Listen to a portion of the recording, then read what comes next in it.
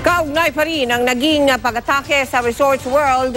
Lungkot at galit ang nararamdaman ngayon ng mga kaanak ng ilan sa mga namatay.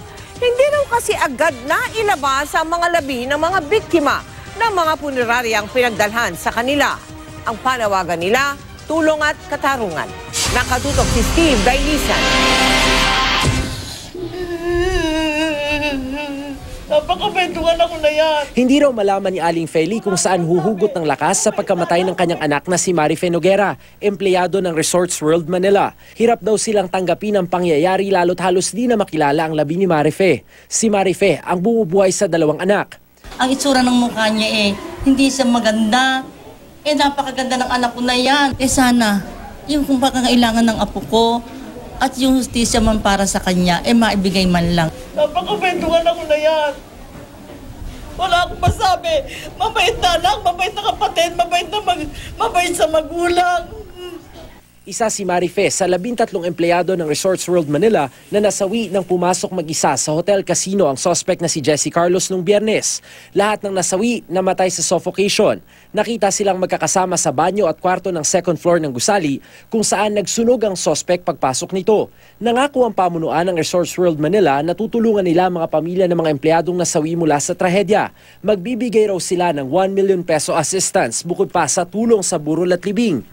Dealer naman sa kasino ang nasawi ring si RV Robles Gavino. Nakaburol na sa kanilang bahay sa Tondo, Maynila ang kanyang labi. Naiwan niya ang kinakasamang si Mark Robin at 2 nilang anak. Sakit. Hindi ko man lang nabigay sa kanya yung apelido ko.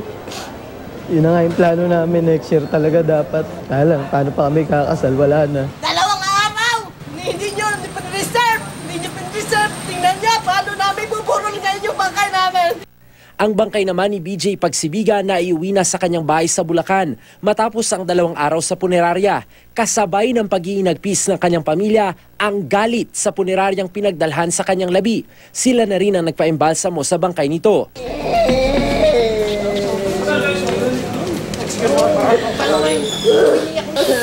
Sasabihin ko kay Gabi, nasan daddy niya? Hindi ko alam kung nasaan ka ako, naririnig mo ko. Mahal naman ka namin, sobrang dami nagmamahal sa'yo, dami nag-iintay sa'yo. Sana makapahinga ka na ng maayos. Pag-pray ka namin lagi. I love you so much. Isa pa sa mga nasawi ang hotel guest na si Carmelita de la Cruz, 68 taong gulang. Sabi ng anak ni Carmelita, hirap na raw maglakad ang ina. Hindi na rin daw ito makilala dahil sa sunog na tinamo sa katawan na bloated na rin daw ng i-turnover sa pamilya. 2 araw po sa Rizal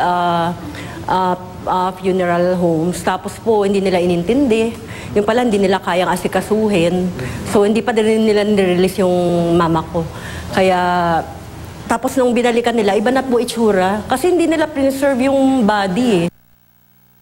Ilang oras ang nagtagal bago na-retrieve ang mga bangkay ng mga nasawi. Kaya ilan sa mga reklamo ng mga pamilya, matagal ang ginawang pagproseso. Ayaw magbigay ng pahayag ng Rizal Funeral Homes. Paliwanag naman ng Veronica Memorial Homes. For the autopsy alone, it will consume 1 hour.